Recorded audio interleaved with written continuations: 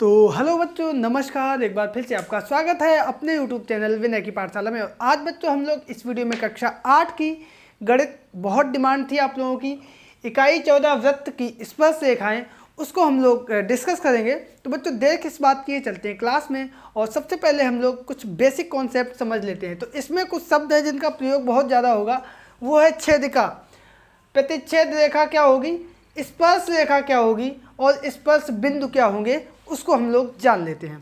तो छेदिका हमारी वो रेखा होगी जब कोई रेखा किसी वृत्त को बीच से काटती हुई जाए, ठीक है, वो छेदिका, छेदती हुई चली जाए। जैसे चाकू से हम अगर आलू को काटते हैं, छेदते हैं तो बीच से काट देते हैं, उसी तरीके से।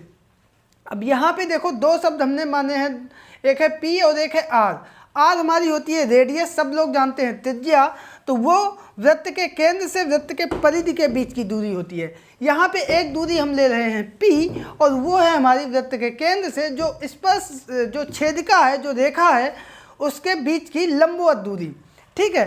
तो ये हमेशा आप देखेंगे जब कोई रेखा छेदेगी तो ये दूरी कम होगी, किससे, त्रिज्या से, तो वो रेखा छेदती हुई चली जाएगी, ठीक है।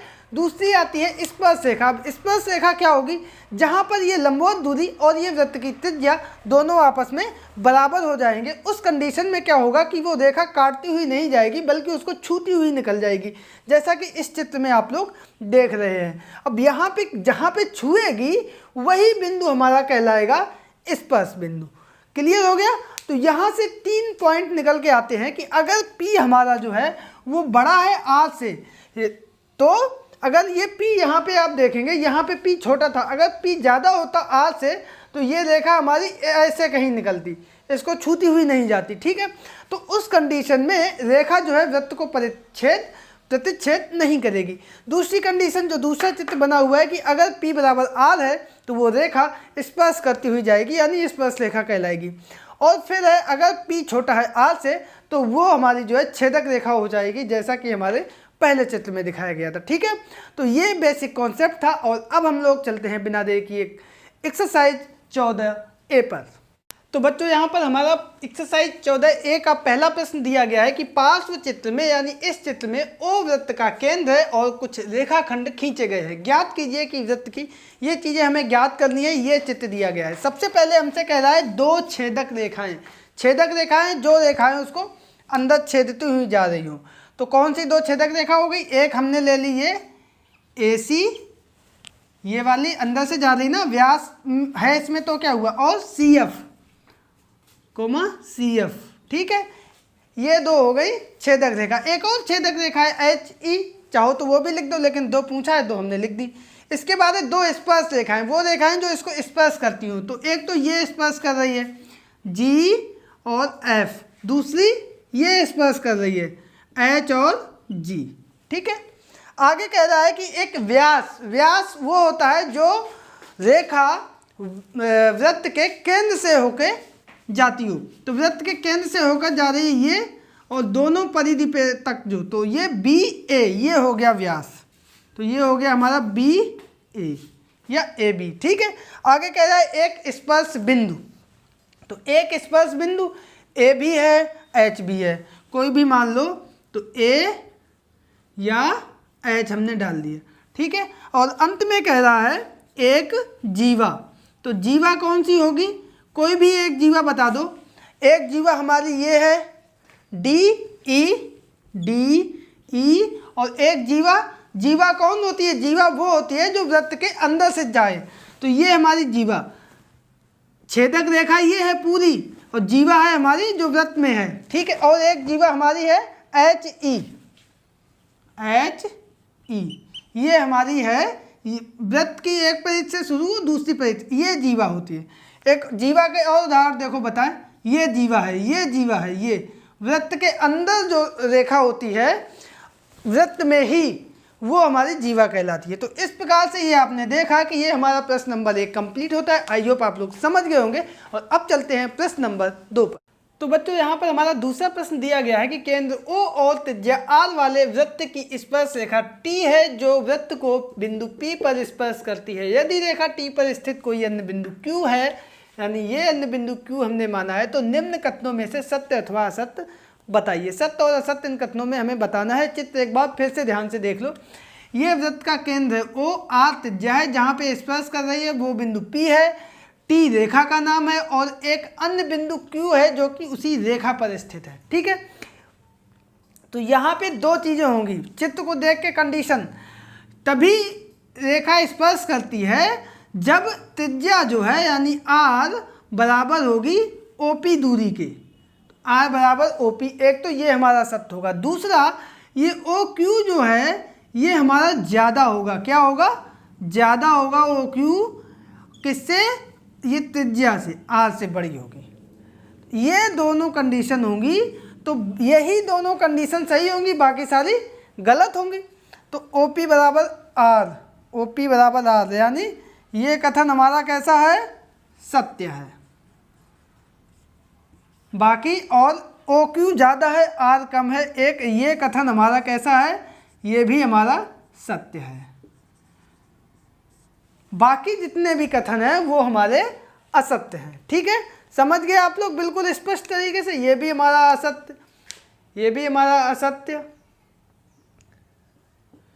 ये भी हमारा असत्य और ये भी अंत में हमारा असत्य हो गया। तो इस तरीके से प्रश्न नंबर 2 हमारा कंप्लीट होता है। आई होप आप लोग समझ गए होंगे। और अब हम लोग चलते हैं प्रश्न नंबर 3 पर। तो बच्चों यहाँ पर हमारा तीसरा प्रश्न है कि जीवा और छेदक रेखा में क्या अंतर है, चित्र बनाकर स्पष्ट कीजिए। तो हमने परिभाषा लिख ली है, बहुत आसान शब्दों में आपको हम बताने जा रहे हैं, एकदम स्पष्ट हो जाएगा।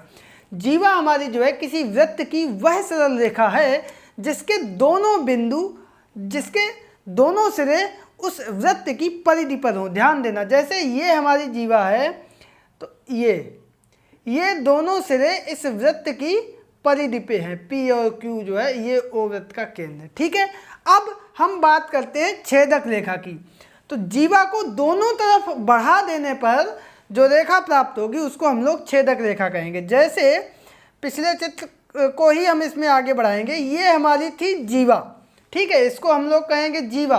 और अगर यही जीवा जो है इधर आगे चली जाए और इधर पीछे भी चली जाए तो अब इसको हम जीवा नहीं कहेंगे, अब इसका नाम हो जाएगा, क्या हो जाएगा? छेदक रेखा। तो ये था जीवा और छेदक रेखा में अंतर। आई होप आप लोग बहुत स्पष्ट तरीके से समझ गए होंगे। तो यही था प्रश्न नंबर 3। और अब हम लोग देखते हैं अगला प्रश्न यानी प्रश्न नंबर 4। तो यहाँ पर हमारा चौथा प्रश्न दिया गया है कि 2.0 सेमी की त्रिज्या का एक वृत्त खींचिए, इस वृत्त के अभ्यंतर एक बिंदु P लीजिए। तो एक ये हो गया वृत्त, और ये हम ऐसे खींचेंगे प्रकार में 2 सेमी का चाप ले लेंगे और ये बिंदु O मान लिया, इसको हमने इसको हमने Q मान लिया बिंदु, और ये दूरी है 2 सेमी। अब कह रहा है कि एक बिंदु P है इसके अंदर कोई, तो ये बिंदु हमने मान लिया P। अब कह रहा है कि क्या कोई ऐसी रेखा होगी जो P से जाती हुई हो और इस वृत्त को स्पर्श करे। तो यहाँ पे ऐसा बिल्कुल संभव नहीं है। क्यों संभव नहीं है वो रीजन भी आपको बता दें। ये है हमारी R, ये होती है त्रिज्या, और ये है OP। अब अगर कोई रेखा स्पर्श करेगी तो उस कंडीशन में होना क्या चाहिए? OP बराबर R, ये होना चाहिए स्पर्श करने के लिए। ठीक है, स्पर्श के लिए ये होना चाहिए, परंतु चित्र से स्पष्ट है यहाँ पे क्या है? OP जो है वो कम है R से, तो अतः यह संभव नहीं है। अतः बिंदु P से कोई भी स्पर्श रेखा नहीं खींची जा सकती है, यही है इसका आंसर। तो अब हम लोग चलते हैं इसके अगले प्रश्न यानी प्रश्न नंबर 5 पर।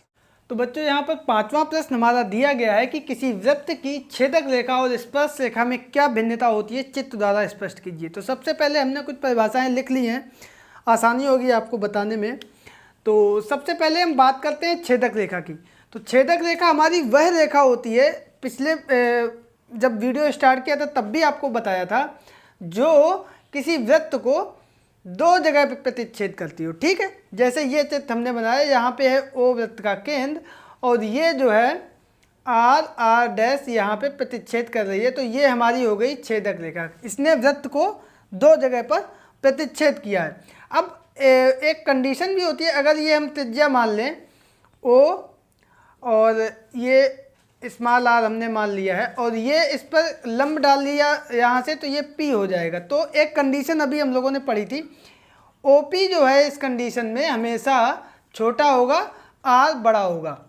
ये कंडीशन जब होगी तो रेखा जो है वृत्त को प्रतिच्छेद करती हुई जाएगी, यानी छेदक रेखा होगी। अब इधर आप लोग देखेंगे स्पर्श रेखा। तो वास्तव में स्पर्श रेखा क्या है? छेदक रेखा का ही दूसरा रूप है। कैसे? स्पर्श रेखा छेदक रेखा का दूसरा रूप इस तरीके से है कि जैसे ये वृत्त है और अभी ये रेखा यहाँ से गई और यही रेखा यहाँ से न जाके बिल्कुल स्पर्श करती हुई जाए, जैसे ये गई, तो ये दोनों बिंदु एक ही जगह पर आ गए। ठीक है, तो यहाँ पे अगर हम ये O माने और ये लंब डाल दें P और ये त्रिज्या इसकी हो गई R, तो यहाँ पे हमारी कंडीशन होती है OP बराबर R। यहाँ पे OP कम होता है, R ज़्यादा होता है और यहाँ पे OP बराबर R आ जाता है। तो स्पर्श रेखा बेसिकली हमारी छेदक रेखा ही होती है और स्पर्श रेखा वृत्त को सिर्फ एक बिंदु पर स्पर्श करती है, या वह छेदक रेखा जिसके दोनों प्रतिच्छेद बिंदु एक ही बिंदु पर हों स्पर्श रेखा कहलाती है। ठीक है, तो इस प्रकार से आप लोग बहुत स्पष्ट हो गया होगा कि छेदक रेखा और स्पर्श रेखा में क्या अंतर होता है। ठीक है, तो अब हम लोग देख लेते हैं इसका अंतिम प्रश्न, यानी प्रश्न नंबर 6। तो छठवां प्रश्न है हमारा कि क्या व्यास वृत्त की छेदक रेखा होगी। तो यहाँ पे देखो स्पष्ट कर दें आपको, ये अगर है कोई वृत्त, ये इसका केंद्र है, तो केंद्र से जो रेखा जाएगी और ये दोनों परिधि पे इसके बिंदु होंगे, ये होगी हमारी व्यास। ये O है, ये P डैश मान लें।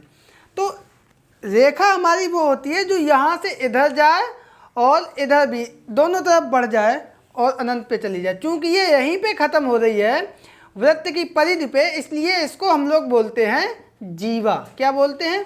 जीवा। तो ये हमारी कही जाएगी जीवा, ना कि छेदक रेखा। ठीक है, तो उम्मीद करते हैं और इसी के साथ हमारी ये एक्सरसाइज कंप्लीट होती है। आई होप आप लोग इसको बहुत अच्छे से समझ गए होंगे।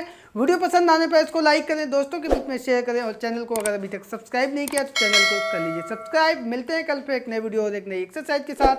तब तक के लिए नमस्कार।